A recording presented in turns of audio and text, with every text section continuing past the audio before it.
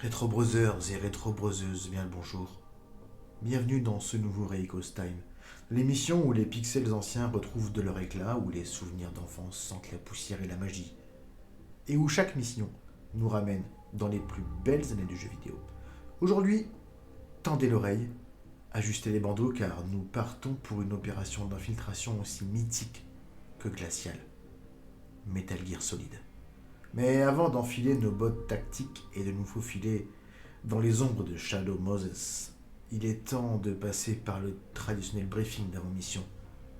Pensez à vous abonner, car dans l'univers Retro Bros, chaque expédition est une lettre d'amour aux jeux vidéo. Retrouvez-nous sur Instagram pour suivre nos préparations de mission, nos découvertes, nos anecdotes et nos ratés. Rejoignez-nous en live sur Twitch pour vibrer, rire et parfois pleurer devant nos exploits. Mais surtout nos fails, avouons-le. Et pour ceux qui auraient loupé une opération, nos replays sont disponibles, bruts de décoffrage, sur notre seconde chaîne YouTube, Retro Bros Replays. Et enfin, pour les agents plus engagés, notre page Tipeee est ouverte. Un petit coup de pouce pour soutenir nos missions en échange de goodies Retro Bros envoyés directement dans vos QG personnels. Et pour discuter stratégie, vieux jeux et souvenirs impérissables, notre Discord vous attend les bras ouverts. Préparez vos inventaires, réglez vos fréquences sur Retro Bros. Générique.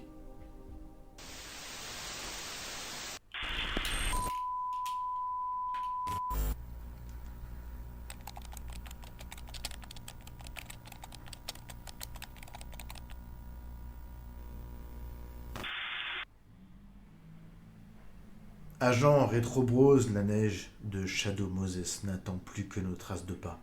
Alors, que la mission commence. 1998. Le jeu vidéo vit un âge d'or. La PlayStation est partout, dans toutes les chambres d'ados, dans tous les salons.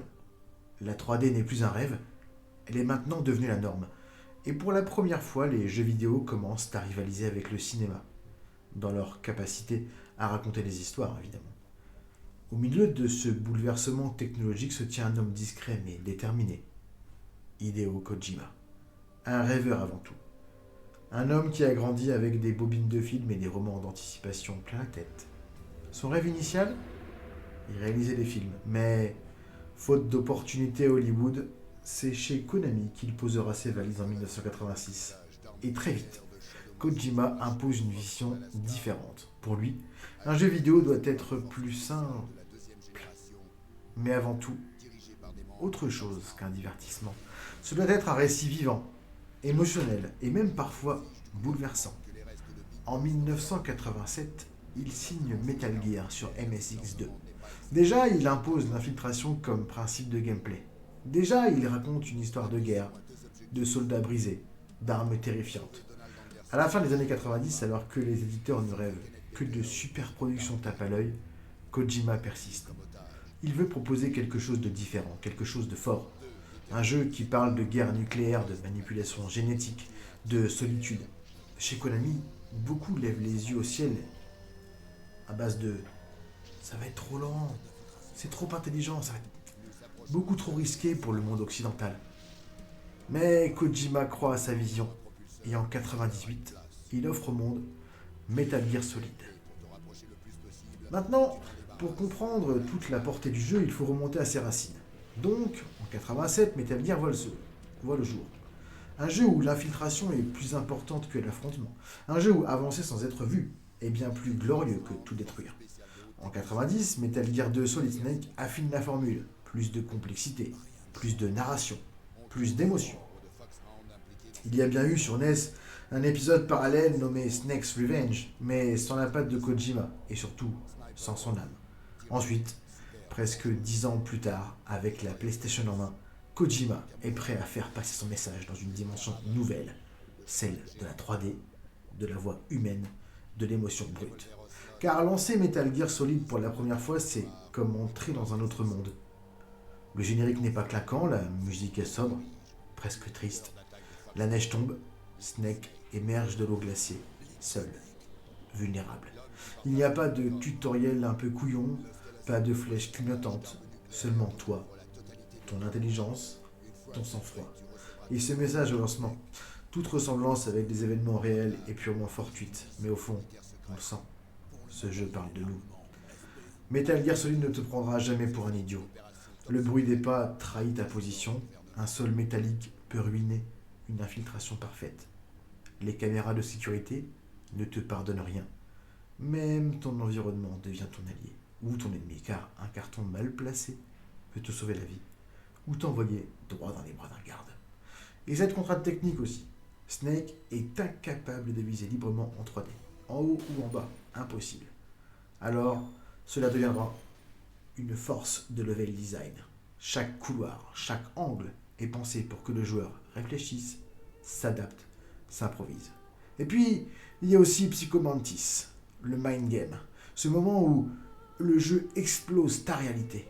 Quand tu l'affrontes, tout bascule. Il lit ta memory card, il te parle de tes habitudes de joueur, fait bouger ta manette sur la table avec des vibrations bien placées. Et surtout, il devient invincible. Jusqu'à ce que tu comprennes qu'il faille changer de port de manette pour le battre. À l'époque, ce n'était pas juste original, c'était une vraie sorcellerie. Metal Gear Solid, c'est aussi des personnages légendaires. Ce n'est pas juste Snake contre le monde, c'est un cœur de personnages blessés, humains, crédibles. Il y a donc Snake, ce soldat fatigué qui rêve de rédemption sans y croire. Il y a Meryl, qui cherche à prouver sa valeur dans un monde d'hommes. Otacon, qui découvre l'horreur derrière ses inventions. Et même Liquid Snake, qui lui est son frère, autant qu'il soit lui-même. On a aussi Revolver Ocelot, ce vieux cow-boy à la gâchette facile, qui pourtant cache une complexité insoupçonnée. Chaque affrontement est une expérience en soi. Revolver Ocelot transforme une simple salvie dans une danse mortelle. Vulcan Raven t'imposera la traque, la chasse, dans des couloirs glacés. Quant à Sniper Wolf, elle te poussera à la patience, au calme absolu, dans un duel silencieux. Aucun combat ne se ressemble. Tous racontent quelque chose. Metal Gear Solid n'est pas un jeu injuste. C'est un jeu exigeant. Il te demande avant tout de penser avant d'agir, de respirer avant de tirer, d'observer avant de foncer. Comptez environ 10 à 12 heures pour une première mission sérieuse. Mais la beauté réside dans ses fins multiples. Résister ou céder à la torture, sauver ou perdre Meryl. Chaque choix compte. Et pour les plus curieux, Metal Gear Solid regorge de petits trésors. On peut distraire les gardes en tirant sur les rats, on peut tomber sur des posters un peu coquins cachés dans les armoires. Et si on se fait capturer souvent, trop souvent, Snake pourrait même finir sa mission en slip. La grande classe. En tout cas, Metal Gear Solid, c'est plus de 7 millions d'exemplaires vendus. C'est devenu un mythe. La presse française à l'époque s'est inclinée. Que l'on prenne Joypad, Player One, Joystick, ce sont tous du 96% et plus. Et en 98, ne pas connaître Metal Gear Solid, c'était rater un morceau d'histoire. Agent Retro Bros, notre mission va toucher à sa fin. Si vous avez vibré, rampé, stressé avec moi, alors vous êtes officiellement des nôtres. Likez cette vidéo si elle a éveillé le Snake qui sommeille en vous. Abonnez-vous pour embarquer dans nos prochaines expéditions rétro. Venez partager vos souvenirs dans les commentaires. Passez aussi sur Discord, où les théories les plus folles prennent vie. Suivez nos opérations live sur Twitch. Et pour ceux qui veulent renforcer les squads, pensez à soutenir l'émission sur notre page Tipeee. Un coup de main et des goodies Retro Bros à la clé. Avant de quitter ce briefing bien senti, je vous invite, Retro Brothers et Retro Broseuses, à démarrer votre PlayStation et relancer cette merveille. Replongez dans les ombres de Shadow Moses, réécrirez votre légende. Et souvenez-vous, dans le jeu comme dans la vie, mieux vaut ramper dans l'ombre, en carton, que de courir tête baissée sans plan. A très vite, Retro Brothers et Retro Broseuses. Snake out. Ordre de mission complémentaire. La zone est maintenant sécurisée. Nous coupons toute communication. Observation du champ de bataille sans un appui vocal. Analyse, infiltration, survie. Fin de transmission.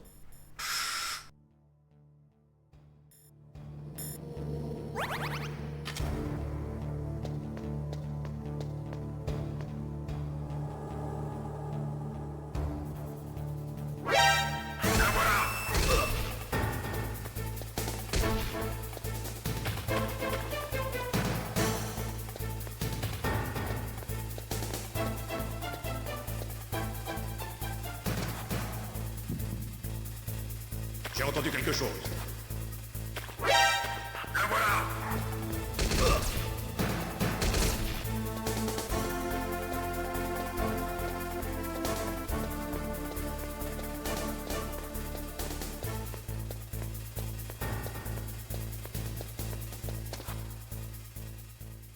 Retour à vos positions.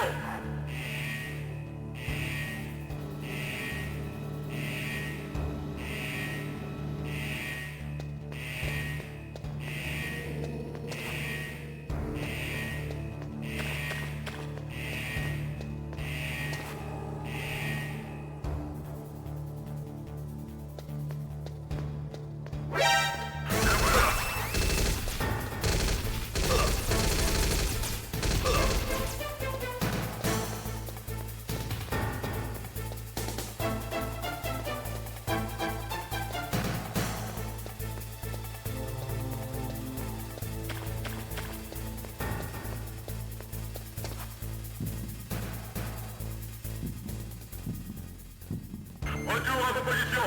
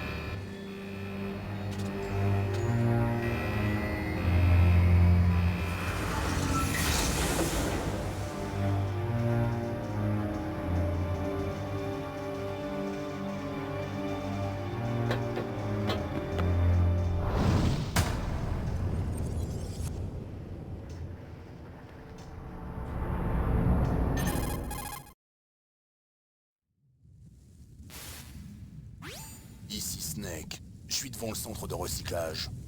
Excellent, Snake. Malgré l'âge, tu es toujours aussi rapide. La combinaison est-elle efficace? Je suis bien au sec, mais c'est dur de bouger. Vous vous y ferez. Elle a été conçue pour éviter l'hypothermie. C'est l'Alaska, vous savez. Relax, je vous suis très reconnaissant. Sans votre piqûre ni votre combi, je me serais transformé en esquimau. C'est un peptide antigel, Snake. Tous les soldats génomes de cette opération en ont reçu. Je vois, content d'entendre ça. Déjà testé, hein? Au fait, on en est où de la stratégie de diversion? 2 F-16 viennent de décoller de Galena et se dirigent vers toi. Le radar des terroristes devrait les détecter à tout moment.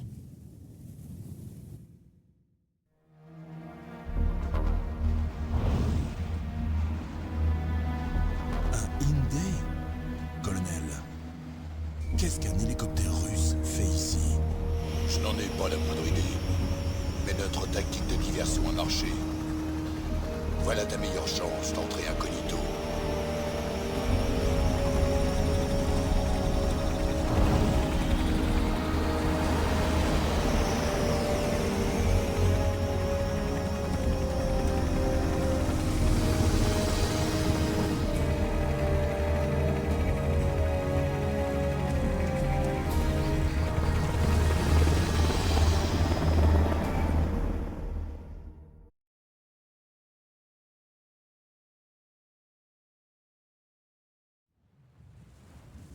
Plus que 18 heures avant la fin de l'ultimatum. Pas de temps à perdre.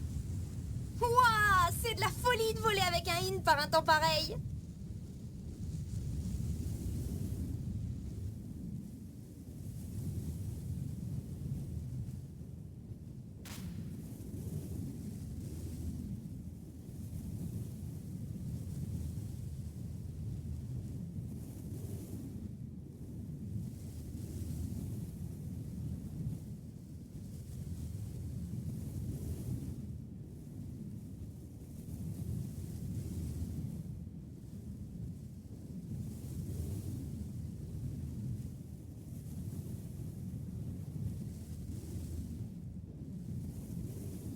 Snake, vous êtes le petit point brillant au centre. Vos ennemis, les petits points rouges, et le cône bleu représentent leur champ de vision.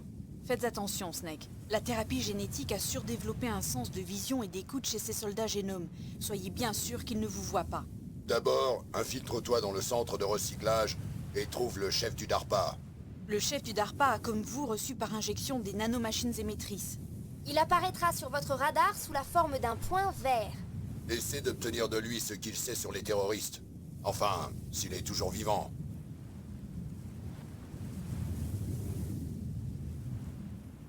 Snake, les conditions météo n'affecteront pas votre radar, mais une fois découvert par l'ennemi, vous ne pourrez plus vous en servir. Oui, il a tendance à flancher facilement. Oui, il est fabriqué à partir de la technologie actuelle. Vous ne pourrez pas l'utiliser en zone de forte résonance harmonique, alors attention. Nous te suivons par radar, donc contacte-nous par codec aussi souvent que tu veux. D'accord. J'appelle si j'ai le cafard. Sérieusement, Snake. On est là pour vous aider, alors appelez si vous avez besoin d'infos ou de conseils. Je suis aussi responsable des données de votre mission.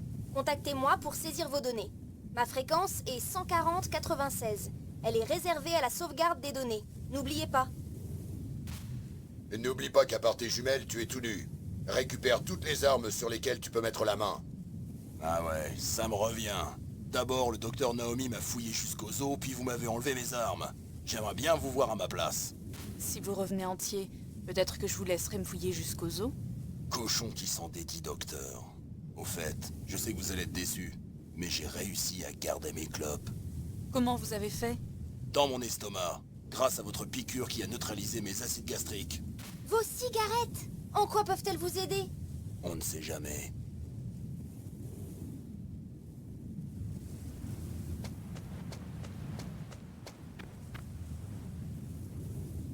Si tu veux entrer... Voici la porte d'entrée. C'est le chemin le plus court, mais tu risques de t'exposer à la vision ennemie. Je suppose que je ne peux pas taper à la porte pour qu'il me laisse entrer. Une sentinelle à droite et une à gauche. Ils ont des 5-5-6 coups et des grenades.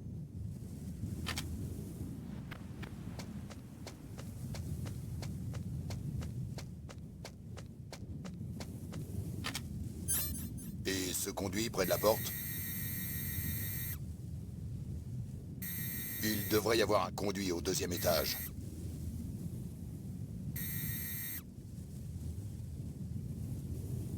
D'ici, je ne le vois pas.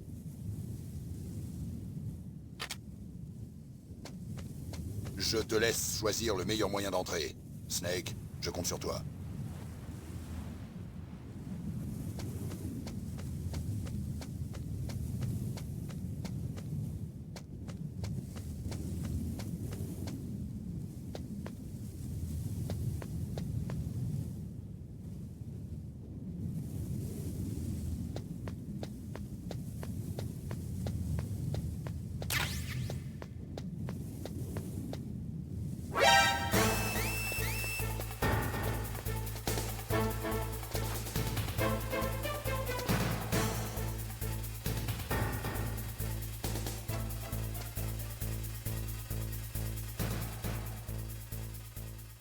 Retour à vos positions.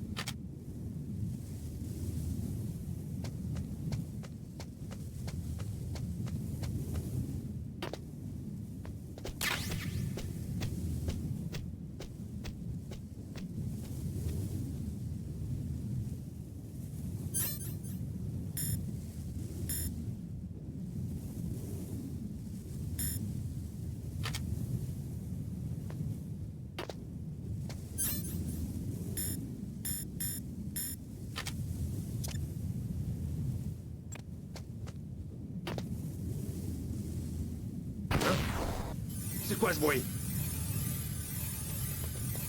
Nous l'avons perdu.